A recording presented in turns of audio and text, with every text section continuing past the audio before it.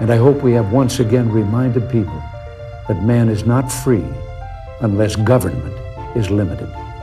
There's a clear cause and effect here that is as neat and predictable as a law of physics. As government expands, liberty contracts. From this day forward, it's going to be only America first. America first.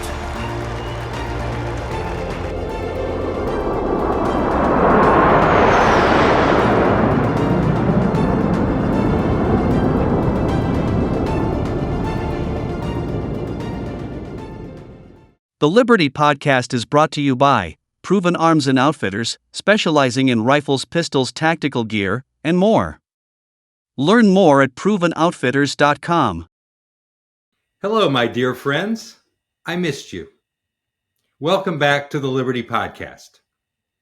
And you know, today's podcast, and many more to come, are presented by Proven Arms and Outfitters. Go to ProvenArmsandOutfitters.com to learn about all the tactical gear, rifles and pistols, and vital equipment that you need.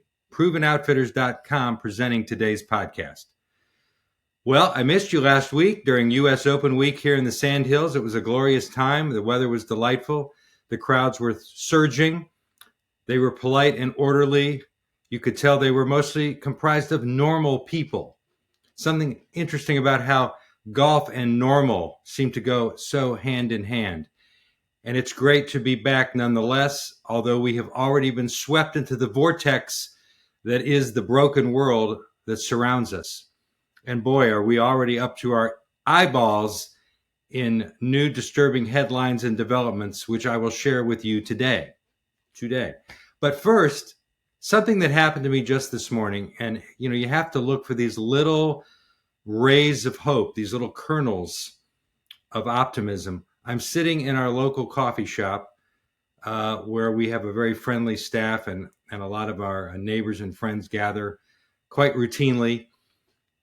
And I look over and I see these two young ladies, probably college age, and I observe that they both have books open. Now that in and of itself gets your attention, because to see a young person with a book in a public setting is quite unusual. Usually it's a phone, a tablet, a laptop, but they both had books open. And as I walked by to toss out my garbage in the garbage can, I looked over a little more closely and I realized those look like Bibles. Could it be? And so I maybe violated their personal space a bit, and I leaned in and I said, sure enough, those are the Word of God, the Holy Bible. So before I left, I couldn't help myself. I said to one of the young ladies, are you reading the Bible? And she said, yes, we are. She said, we get together almost every day and read the Bible together. And I paused and I said, well, I can't tell you how wonderful it is to see someone without their face in their TikTok account for a change. Have a blessed day. And I departed. And it really hit me. It really hit me. There is that hope. We do have young people who are being raised by loving parents. We do have young people who realize there's more to this world than their narcissistic selfies and their social media platforms and all the other junk that dominates the lives of most of these kids, many of whom are poorly or unparented and therefore turn to these devices as companionship, and they become very addicted to them. And we know the trend, but we don't have to give up. There's still hope in the Holy Bible, in Judeo-Christian values, and we should cling to them, but we should also protect them because they are always under assault, even if just in a subtle manner. Well, I want to get to a couple of things to keep an eye on. We won't do a deep dive into them today.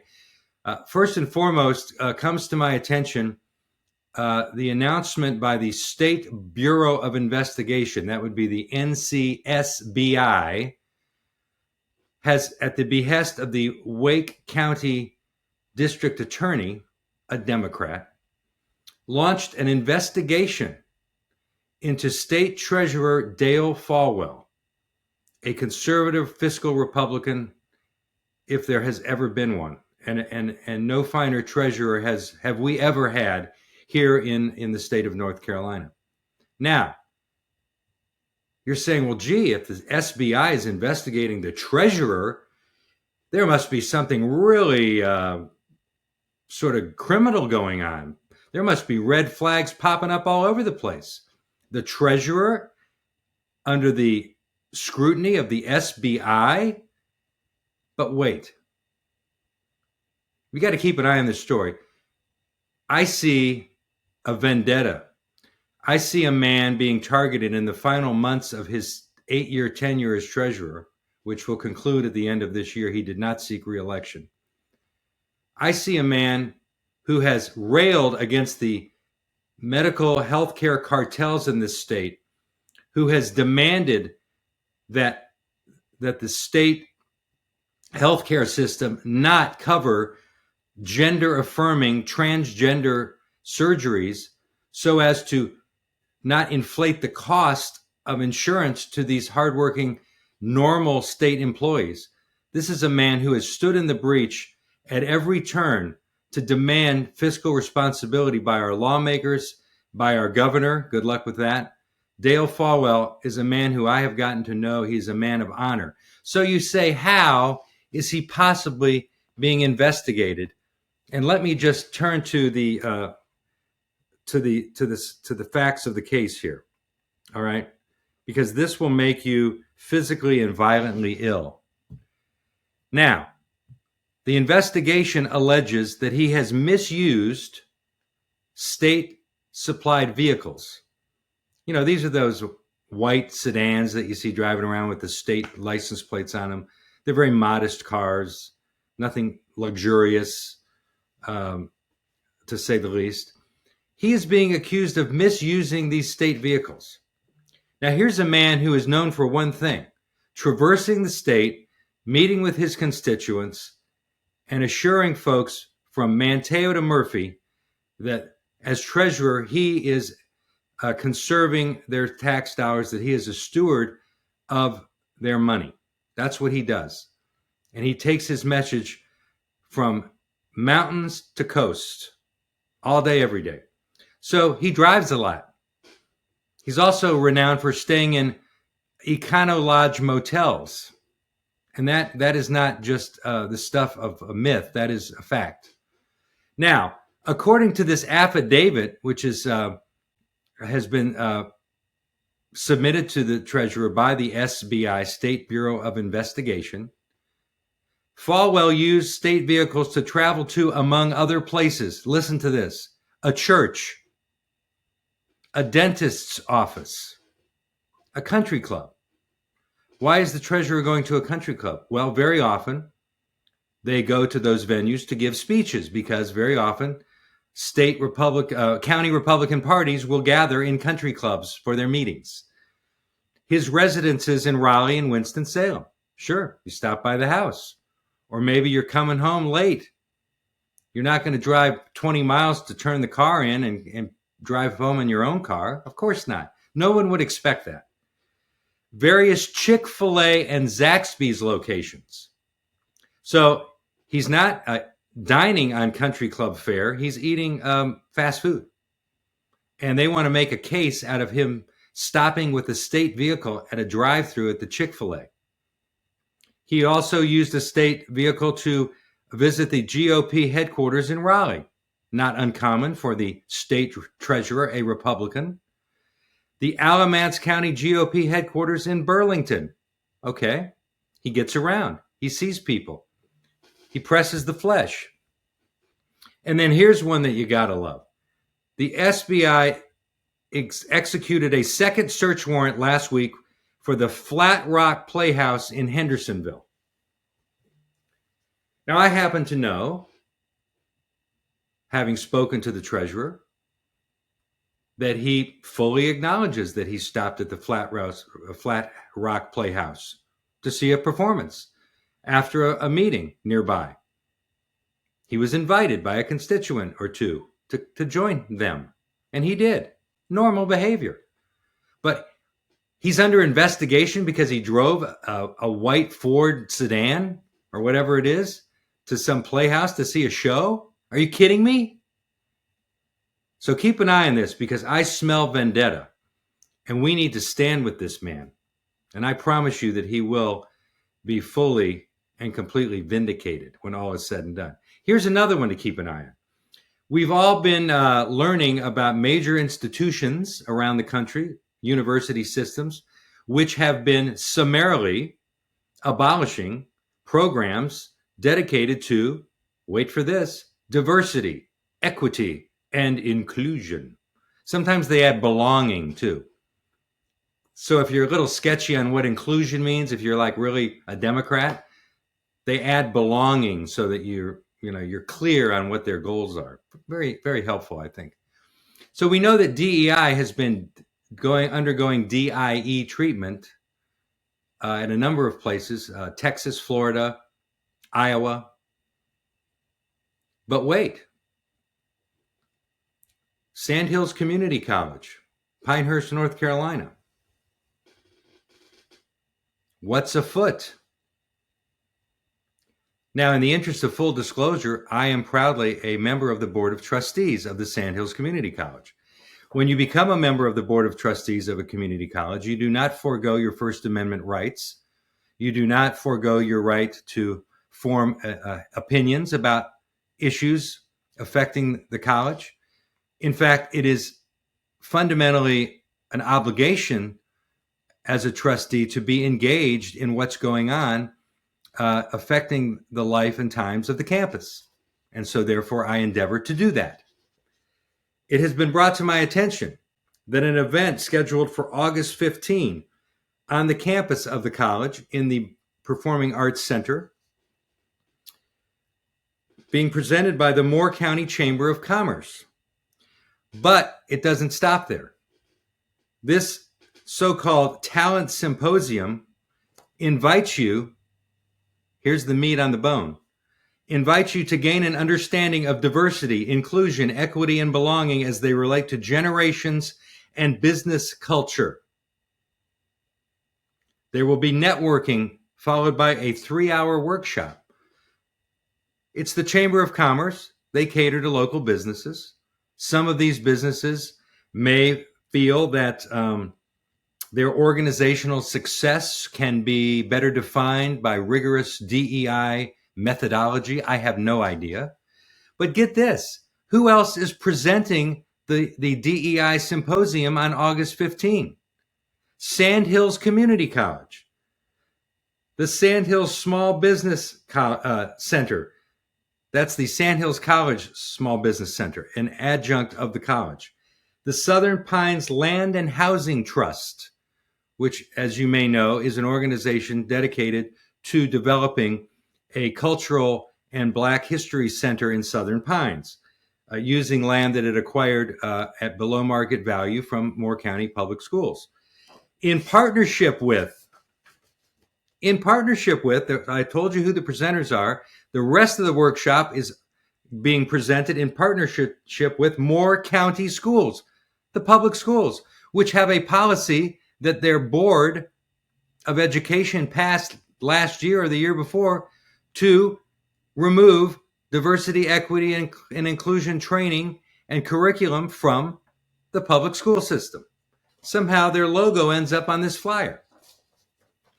Now, this is all happening months after Sandhills Community College's new president subtly eliminated the school's fledgling Department of Diversity, Equity, and Inclusion and reassigned the dean to a different title under a different department.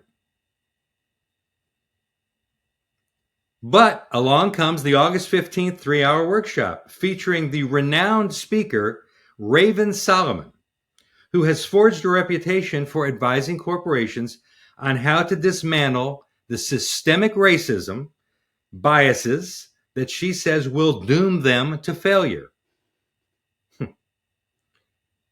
She has publicly condemned educational or corporate entities that have sought to eliminate DEI, which has been a drain on financial resources in many cases, without delivering meaningful outcomes. And this is true both in the academic world and in the business world. Quote, Ms. Solomon, I am not advocating for folks changing the name of DEI. I am also not shunning the folks who feel they have to do so in order to continue and advance the work. Call it what you will, it will remain.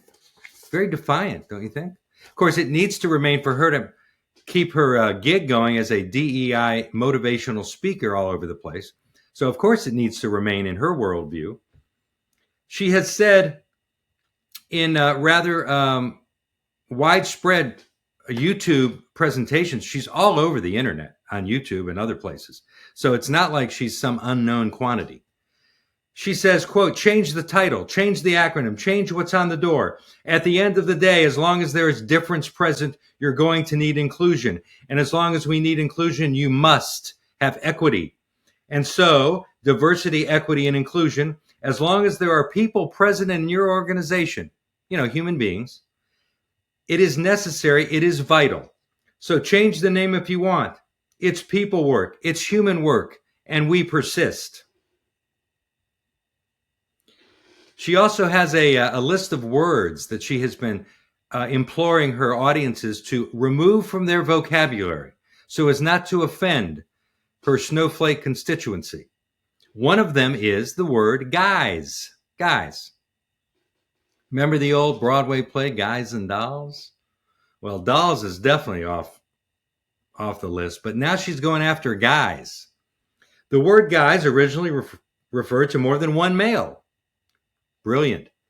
But today, it's used daily to refer to a group of people. This issue is guys and is not gender neutral. No, it's not. It's guys. Hi, guys. A lot of people use the word guys to reply to a group of people, both men and women, all the time. It is not gender neutral, although we use it as such and can exclude members of the LGBTQIA+ community and women. What, they're not included in all those letters? How'd they miss them? Many, therefore, assert it's time to strike this from our vocabulary because it's a subtle, gender-exclusive linguistic cue. Now, I don't know how much they're paying this person to come and conduct a workshop, but if I have to hear references to subtle, gender-exclusive linguistic cues, I'm not going to last 30 minutes in there. I'm just here to tell you. Now, I have an idea which is brewing, percolating in my mind. There's a woman, a brilliant scholar named Carol Swain. You might remember her name. She was the scholar whose work was plagiarized by the now former president of Harvard University, Claudine Gay. Carol Swain, The Adversity of Diversity is the name of her book, which she co-authored. If we can have this subtle linguistic cue person coming to town and browbeating us about our words and our insensitivities, maybe we should have an actual accomplished scholar who didn't rely on any kind of DEI social justice program. She rose from abject poverty to become an accomplished author and scholar and tenured university professor until she couldn't take the hypocrisy anymore and she walked away from it. And now she's a thorn in the side of these hypocrites and sycophants on the other side of the chasm of our culture. So Carol Swain could be a coming to town, folks. Keep your eyes open, and I'll keep you informed because that's why we're here. Now, I mentioned that we're returning to the vortex of a broken and dangerous world post-US Open fantasy. And it was kind of a fantasy to walk around and watch the world's greatest golfers for 5-6 days straight. But it was, also therapeutic for the soul, I must say. It doesn't make you a better golfer, by the way, to watch good golfers. I've proven that time and again. Here we come from the Epic Times, ladies and gentlemen. This won't shock you. because we've had an open border for over 3 years under the Biden regime. So anytime you hear about these stories, you know that they originate on the open border. On June 11, 2024, news broke that 8 Tajikistan nationals, with possible connections to the terrorist group ISIS, remember them? We all but eliminated them during the Trump administration. And then the Biden regime gives away Afghanistan. And what does ISIS and the Taliban do? They come right back in and turn it into a proving ground all over again. So let's go back. June 11th, 8 Tajikistan nationals with connections to ISIS arrested in 3 places: New York, Philadelphia, and Los Angeles, all major urban hubs, obviously. Now, the Epic Time reminds us that Tajikistan nationals were responsible for the March 22 attack on the Crocus City Hall concert near Moscow in Russia that left more than 150 people dead. So these people are equal opportunity terrorists. They're happy to kill a bunch of Russians. But of course, we know the real prize for them is always going to be the West, Americans, 100%. These suspects crossed the U.S. southern border, the 11 I mentioned, illegally, how else, in 2023, and were released after being vetted. Who vetted them? So probably some DEI spokesperson. The federal government's screening process did not turn up any information that would have identified them as potential terrorists with ties to ISIS. Along comes Representative Pat Fallon from Texas, U.S. House of Representatives, who sits on the National Security, Border, and Foreign Affairs Subcommittee. He says that the wiretap information revealed that one of the Tajikistan suspects was discussing bombs. Well, what else would they talk about? Their favorite soccer team? These people are ruthless killers. Said Fallon, quote, "That's scary. The vetting is a joke." No kidding. Now, since I read this, I was listening to one of my radio station news sources, the Chris Plant Show. He reported this morning that in the aftermath of this story, there now have been somewhere in the neighborhood of 1,500 Tajikistans who have come across our border, who are now identified not necessarily by name, but by nationality. This area of Central Asia is becoming, just like parts of the Middle East, a training ground for young terrorists, because these people are always looking for new pockets of vulnerability. They never stop working. They're not dumb and they're not lazy, but they are terrorists. So along comes this story by some of my favorite rhinos. Remember Bill Kristol? And he used to be kind of a reliable Republican pundit until he decided he really, really, really hates Donald Trump. And now he's sort of become one of these Mitt Romney, John Kasich kind of moderate Republicans who, is really kind of, iffy on whether or not we should cut taxes and, be energy independent. Anything that Trump is for, they're generally against, even though they're registered as Republicans. But in their piece today at the Bulwark, BULAWARK.com, they write under the headline, "The Threat of Terrorism Has Returned." No kidding. There's a bracing new piece up on the website from our military affairs fellow who writes, and his name is Will Selber, quote, "There is increasing reason to believe that there could be a terrorist attack on the United States in the months ahead," end quote. Well, now there's an interesting way to upend the next election. We thought it might be, the monkey bird flu pox, but maybe they'll just let the terrorists do their dirty work for them. I mean, the left and the Bidenites. So here's our friend Will Selber, and he recounts the June 11th IDing of these 8 guys in LA, New York, and Philadelphia. And then he writes, quote, "I think Islamic radicalism is making inroads throughout Central Asia, particularly among the youth." And he's quoting a counterterrorism officer in the former Afghan government. "It's dangerous for them," meaning Central Asians and the region. Less than a week before the apprehensions, a senior Taliban official with close familial ties to al-Qaeda conducted his first state visit to Afghanistan's Minister of Interior Affairs. Oh, they're getting cozy right out in public. And then you add on an al-Qaeda leader named Saif al-Adil. Saif al-Adil. That's a word you can say after your dentist has shot you up with Novocaine. Saif al-Adil recently called for foreign fighters to go to Afghanistan and for a joint FBI arrest of an ISIS splinter cell in Spain, as the number of audacious terrorist gambits and near misses is starting to grow to an alarming scale. Writes Will Selber, predicting the risk of terrorist action is a gloomy and imprecise business. Yes, in fact, by the time 9/11/2001 came along, we'd almost it had gotten so imprecise, we sort of weren't doing it anymore. But it's little surprise that politicians prefer to steer clear of such topics unless events force their hands. Whether you agree with Biden's decision to withdraw from Afghanistan is no longer important for today's fight.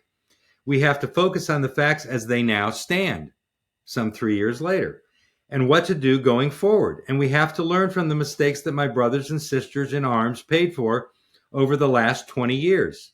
To do that, we have to stop pretending Afghanistan and its terrorist masters no longer exist. And that means admitting that we lost the war in Afghanistan. Joe Biden's war, lost. And that is very well said. And you just watch as they start to identify more and more of these mini terror cells from places that were not formerly thought of as training hotbeds for terrorists. They still know their way to the southern border between Mexico and the United States. You better believe they do. And what else are we learning about these terrorists? We learned this week of the murder by strangulation of a 12-year-old child, female child, in the Houston area by 2 Venezuelan nationals who have been confirmed as illegal immigrants.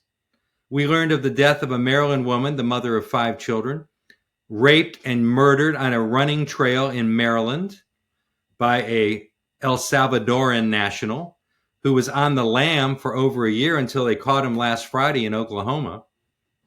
They can run, but they can't hide.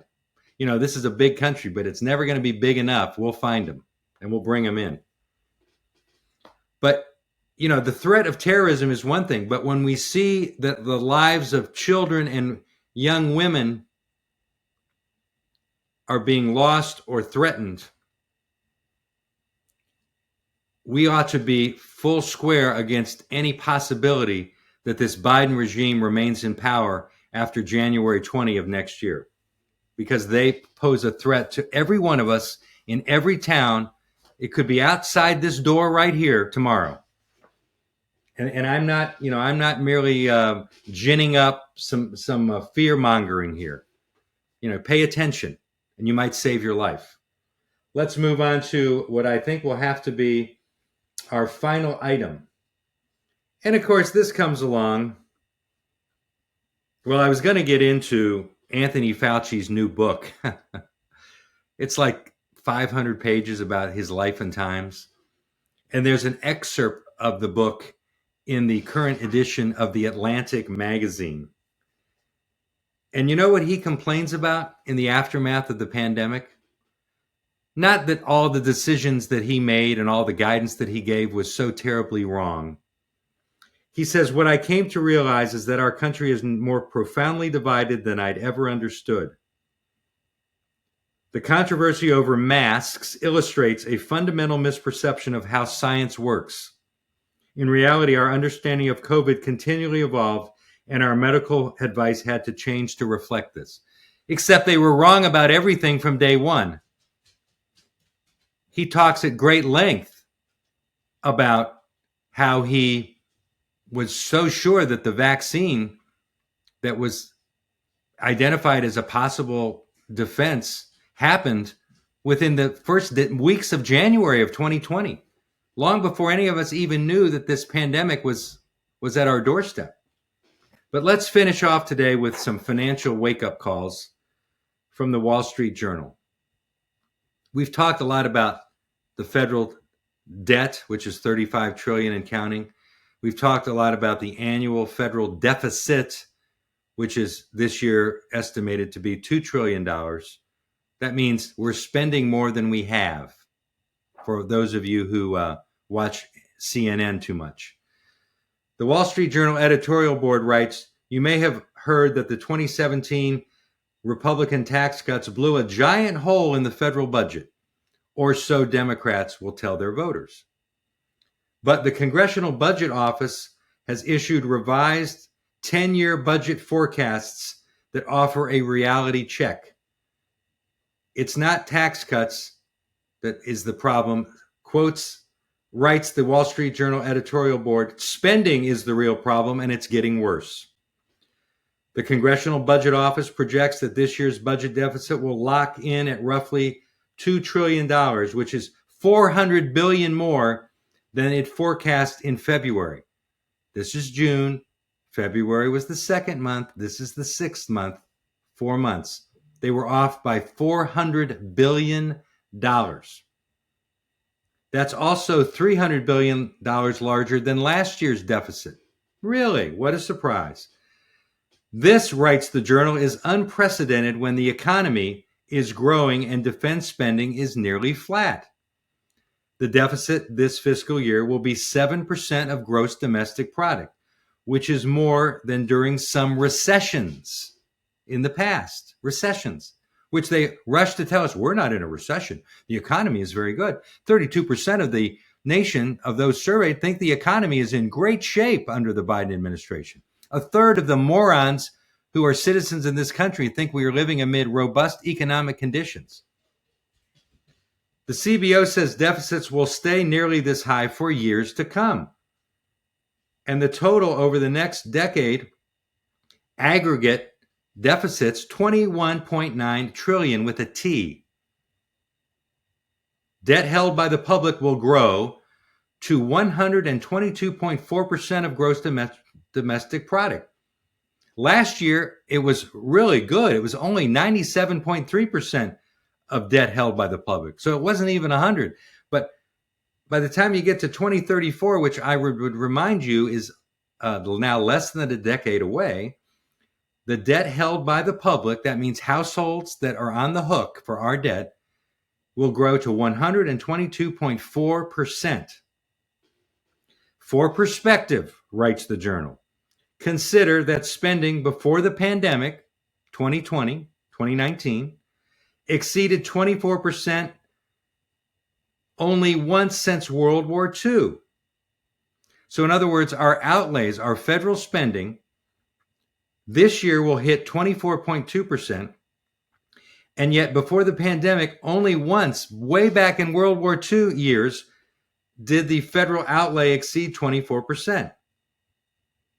And that was in 2009 amid the financial panic caused by subprime lending, which was overlooked by the left, by the Obama administration.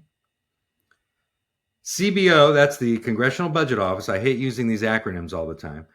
The Congressional Budget Office notes that one culprit for the larger deficit this year is Congress's recent military aid bill.